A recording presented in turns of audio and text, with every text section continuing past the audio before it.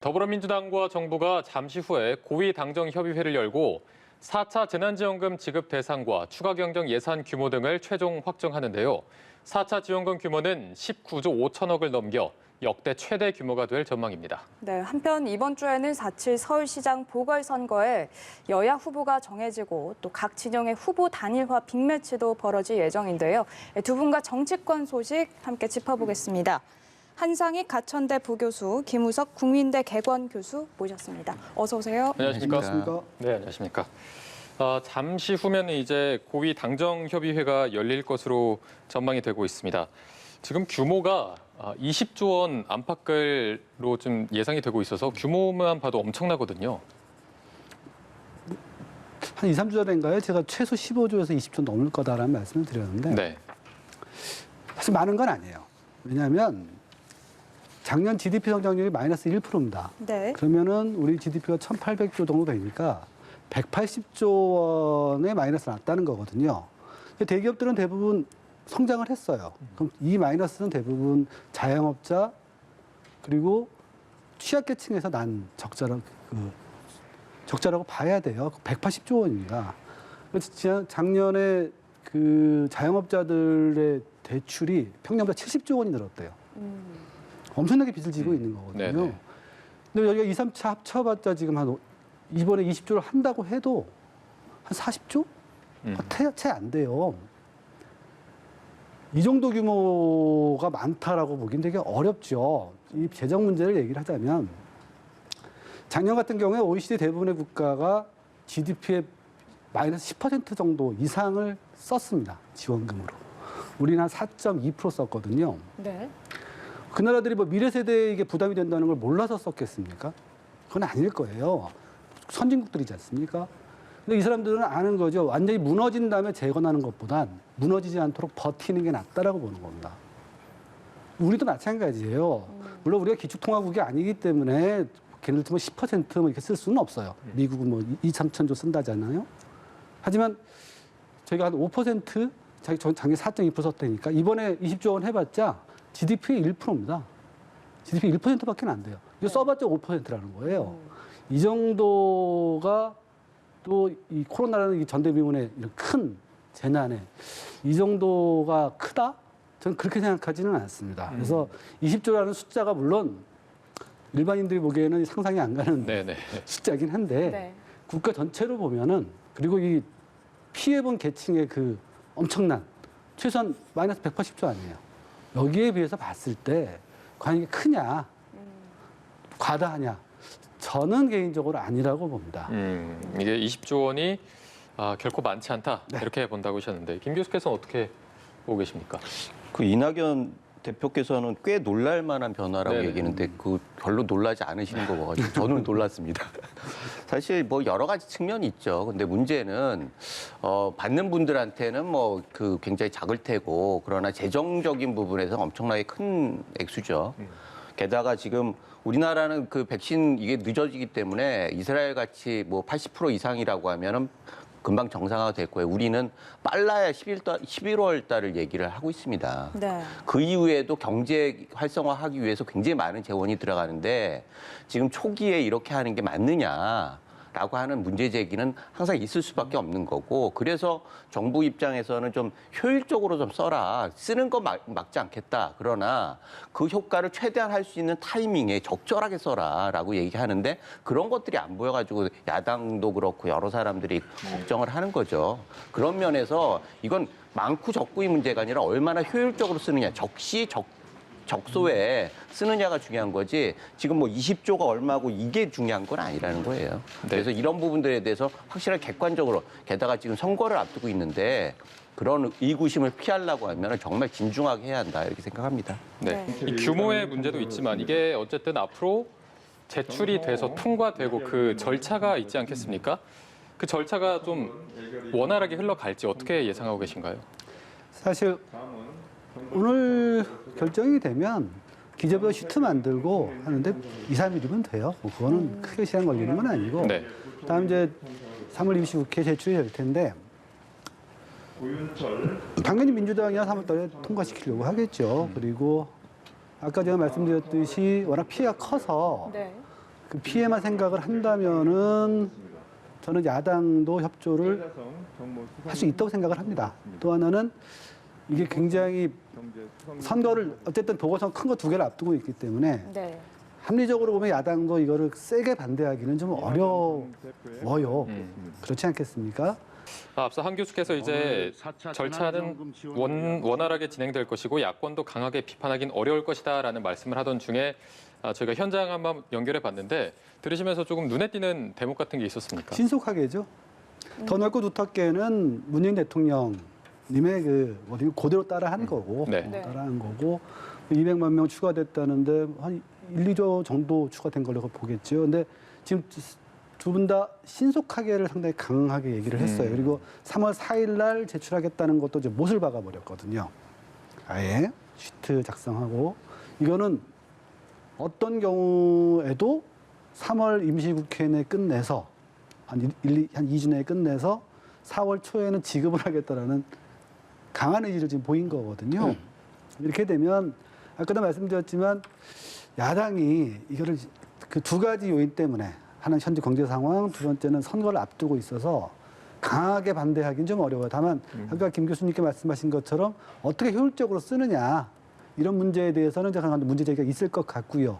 하지만 시간을 늘리지는 못할 것 같습니다. 네. 시간을 늘린다는 게 잡고 버티면은 이게 선거에 악영향을 미치거든요. 그래서 저는 3월 중에 통과돼서 이 선거 전에 나가게 되지 않을까 이렇게 생각합니다. 신속하게란 말을 두 분 다 강조한 게 좀 인상이 깊었습니다.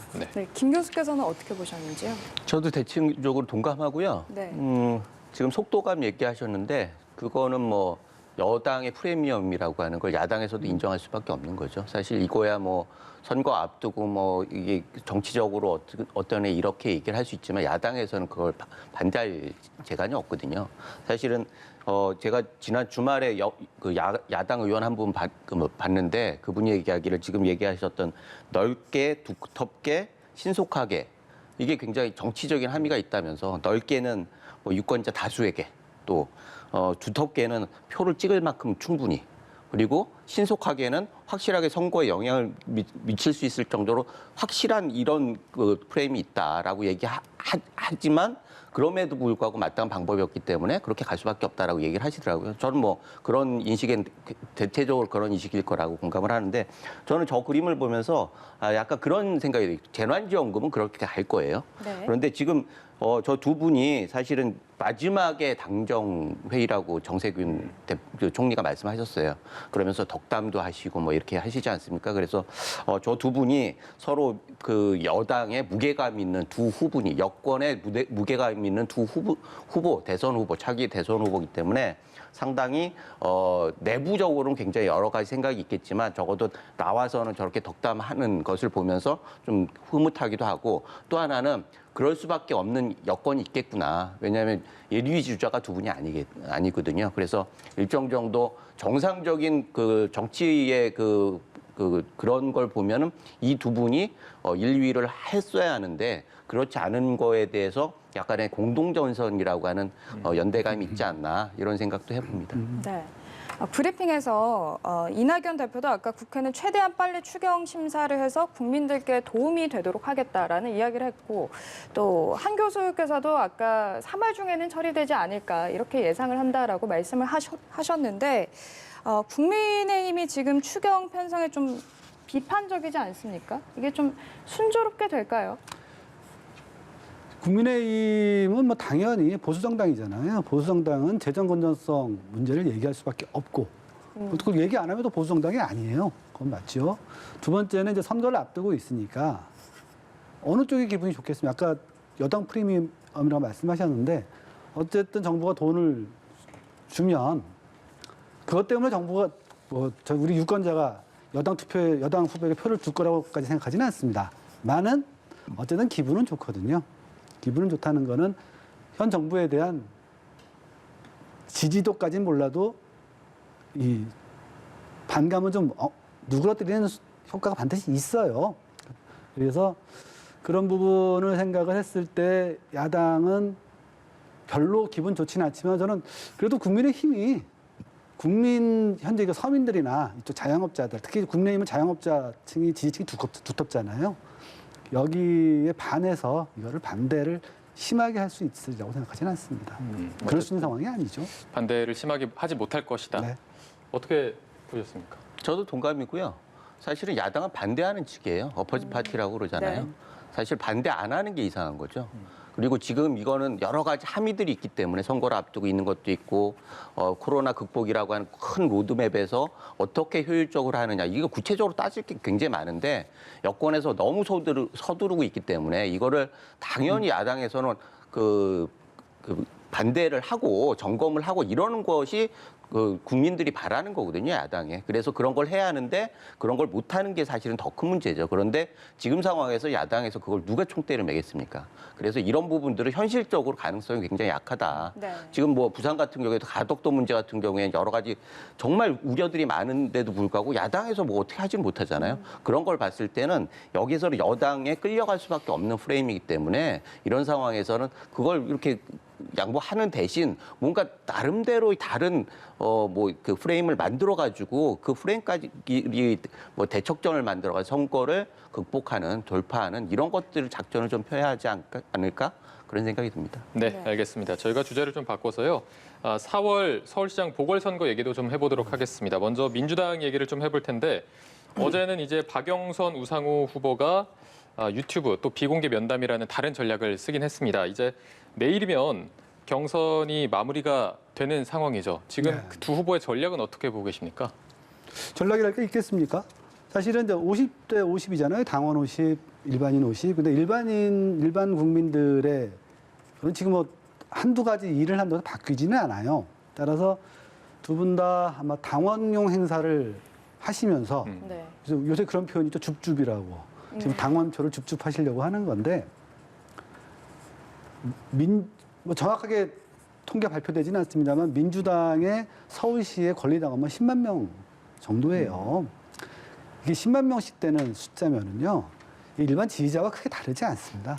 다르지도 않고 그리고 또 이 민주당의 권리당원쯤 되면 한 정당 권리당원쯤 되면 정치 한 3단쯤은 돼요. 이쯤 되면은 이미 대부분 후보를 정했어요. 정해서 저는 이 행동들이 끝까지 최선을 다한다라는 모습을 보여주는 것 이상 뭐 큰 의미가 있을까 선거 결과에는 이 정도로 생각을 합니다.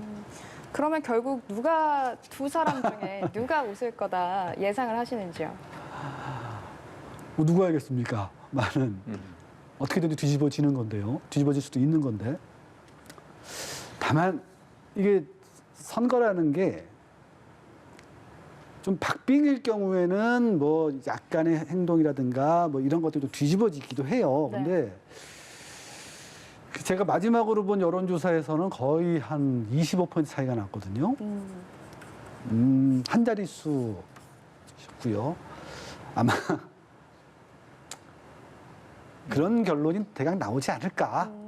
그렇게 변수가 생각을 합니다. 없다면? 큰 변수가 지금 나올 게 없어요. 네네. 네. 투표가 거의 끝났습니다. 말씀하신 것처럼 이제 각종 뭐 여론조사 결과를 보면 박 후보가 좀 압도적인 네, 지지율을 보이고 있는데 뭐 우상 후보도 당원 투표에서는 좀 내가 승산이 있다 이렇게 예상을 하고 있거든요. 어떻게 보세요? 우상호 후보가 그렇게 생각해서 얘기를 할까요?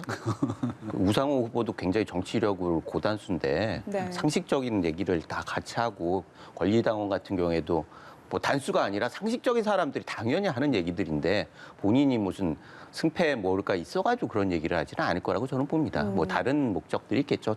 향후에 있어서 본인의 뭐 정치적 입지를 올리거나 네. 당내에서 인정을 받거나 또 뭐 저기 페이스메이커도 굉장히 의미 있는 거니까 끝까지 긴장감을 놓치지 않게 하기 위해서 뭐 그런 작전이 필요하겠죠. 그런 데서 의미가 있는 거고 뭐 말씀하셨듯이 집권 초 같은 경우에 뒤집히기도 해요.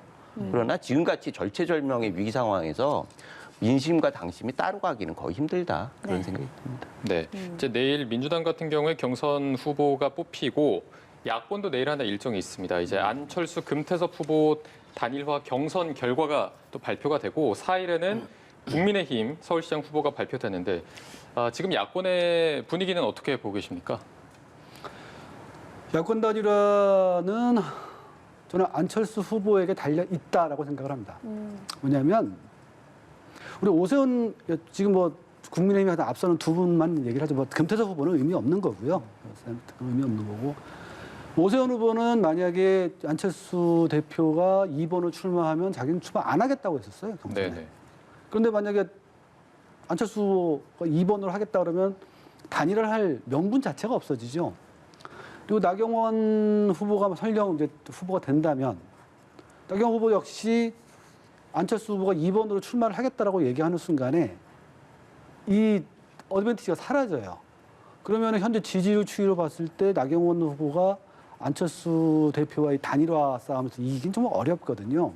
즉 안철수 대표가 2번이 되겠다라는 결정만 하면 즉 2번으로 출마하겠다. 그러면 저는 국민의힘 후보 두 분은 양보할 거라고 봅니다. 그냥 양보를 아까 말했던 오세훈 후보는 양보 안 할 도리가 없고 나경원 후보 같은 경우에도 져서 끝내는 차라리 양보를 하고 다음 당대표 선거라든가 이런 걸 노려보지 않겠어요? 아니면 뭐 대선까지는 힘들까요? 저는 그렇게 생각을 하고 있고 그런 쪽도 검토가 되고 있는 걸로 알고 있습니다. 그러니까 즉 중요한 건 안철수 후보가 2번이 되느냐, 2번으로 출마할 결심이 서느냐 이 문제에 따라서 단일화가 굉장히 달라지리라고 봐요. 국면은. 근데 만약 안철수 후보 대표가 끝까지 4번을 고집을 한다. 국민의당을. 그러면은 이때부터는 굉장히 좀 어려워지죠. 문항부터 시작해서 서로 간에 말싸움도 있을 것이고 네네. 또 우리 김종인 대표님 가만 안 계실 거예요.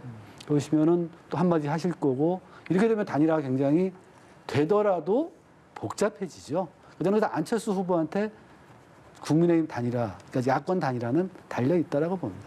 그런 의미에서 이제 안철수 후보에게 달려 있다 이렇게 네. 말씀해 주셨는데 뭐 어떻게 보고 계세요? 저는 항상 얘기하듯이 단일화를 넘어서 합당을 해야 한다고 보는 축이고 네. 그래서 여기 나올 때마다 계속 제가 얘기를 했잖아요. 합당을 해야 한다. 그 국민은 속이는 거다 단일화 이런 건. 그런데 마침 안철수 후보가 뭐 약간 생각이 바뀌는 듯 그런 표현을 했어요. 그래서 이런 것들은 굉장히 의미가 있다. 그리고 이게 뭐 실리적으로 뭐 선거 자금 문제 때문에 그런다라고 얘기도 하지만 네. 표의 확장성에서도 굉장히 중요한 거고 이렇게 생각이 약간 바뀌었을 때 국민의힘 지도부는 명분을 줘야 합니다. 그래서 합당을 단일화 함께 추진할 수 있도록 명분을 줘야 하고 그렇게 해가지고 아름다운 합당 속에서 그 안에서 경선을 하게 된다고 하면은 번호도 해결이 되고 선거 자금 문제도 해결이 되고 그 당원들 확장성도 그 표 확장성도 해결이 되고 그런데 그런 상황이 지금 무르익어 가고 있어요. 그래서 3월 초쯤에 일정 정도 구도가 잡히면은 야당에서도 그런 얘기들이 충분히 나올 수 있고 나와야 한다고 봅니다. 네. 네. 지금 이런 상황에서 김종인 비대위원장이 이런 이야기를 했거든요. 국민의힘 후보가 야권 단일 후보가 되지 않는 건 상상을 해본 적이 없다. 이런 이야기를 했는데 이런 이야기를 한 그 배경에 대해서는 저희가 어떻게 좀 분석을 해볼 수 있을까요? 자기 당 그 대표가 자기 당 후보가 안 될 거라고 상상한다고 얘기를 할 수 있습니까? 그거는 당연한 거고요. 그러나 일각에서는 이 단일화 협상에서 우위를 점하겠다 이런 시각도 있더라고요. 아니 그러니까 경선은 어차피 해야 하는데 네네. 거기에서 우리 그 당원들의 표심을 모아가지고 우리 당 후보를 밀어줘야 한다라고 하는 너무나 상식적인 거죠. 그런 면에서 그런 얘기를 한다고 하는데 저는 사실은 이런 것과 함께 합당 논의가 당연히 같이 돼야 하는 거고 그러면은 그 합당 이렇게 하면서 그 자연스럽게 합당의 동력을 만들 수도 있다 그렇게 생각하기 때문에 다목적의 포석들이 있지 않나라고 저는 기대를 하는데 어떻게 전개될지는 잘 모르겠어요. 문제는 여기에서 가장 중요한 거는 국민들의 압박이에요. 국민들이 왜 그렇게 이렇게 왜 서로 작은 소리를 따라가지고 이해관계만 가지고 하느냐 그렇게 할 것 같으면 합당을 제대로 해라라고 하는 압력이 워낙 강할 것이기 때문에 네. 당연히 그런 것들 모르지 않을 거거든요. 김종인 위원장이. 이제 지금은 후보를 결정하는 단계니까 그렇게 얘기하는 거고 막판에 가면은 당연히 입장이 좀 더 폭넓게 갈 거라고 기대를 합니다. 네, 알겠습니다. 저희가 마지막 질문으로 가덕도 신공항 특별법 질문을 좀 드려보겠습니다. 국회 본회의를 통과했잖아요. 그런데 선거용이다라는 비판, 안전성과 경제성에 대한 논란이 현재 나오고 있습니다. 이 부분은 어떻게 해석하십니까? 안전성, 경제성 논란이 이게 1992년도에 가덕도 신공항 얘기 나왔을 때부터 지금부터 8년 동안 나왔던 얘기예요. 뭐 그동안 저는 검토 안 했으리라고 보지는 않습니다. 그래서 그것은 항상 나오는 얘기고 선거용 얘기는 사실은 대통령 선거를 앞두고 대통령이 움직이는 문제거든요. 근데 항상 나왔던 얘기예요. 전임 박근혜 대통령 같은 경우에는 2010년 총선 때 선거 닷새 전까지 15군데 돌아다녔어요, 전국을. 그때도 이 얘기 나왔었어요. 전임 이명박 대통령 같은 경우에도 2008년 총선 때 바로 나흘 전까지 돌아다니면서 공약들을 막 하셨거든요. 네. 뭘 지어주겠다, 뭘 지어주겠다. 근데 그때도 민주당은 뭐라고 했고, 네. 그때 국민의힘은 국정활동이라고 했어요. 그래서는 선거 때 항상 있는 일이고, 이런 부분에 대해서 뭐 탄핵이니 고발까지 가는 것, 이런 것 좀 안 했으면 좋겠어요. 서로 아는 얘기 아닙니까? 네. 그렇게 생각을 하고 있습니다. 네. 네. 김 교수께서도 짧게 한 말씀 예, 해주시죠. 저는 사실 뭐 나머지 문제 차치하고 국가 균형 발전에 역행하는 반헌법적 행위 이렇게 여당에서 얘기했어요. 야당에서 당연히 반대를 해야 하는데 이렇게 반응하는 게 더 큰 문제라는 거죠. 사실은 이거는 그 선거용이라고 하는 걸 말씀하셨더니 계속 선거용이잖아요. 그런데 이거를 선거 전에 밀어붙였단 말이에요. 이거는 굉장히 국책 사업이기 때문에 촘촘하게 많은 절차를 밟아야임에도 불구하고 그래서 이런 거를 가지고 국가 균형 발전에 역행하는 이렇게 대응하는 여당이 굉장히 좀 안타깝죠. 네, 알겠습니다. 저희가 오늘 말씀은 여기까지 듣도록 하겠습니다. 지금까지 한상희 가천대 부교수, 김우석 국민대 개건교수 두 분과 함께 정치권 얘기 나눠봤습니다. 고맙습니다. 고맙습니다.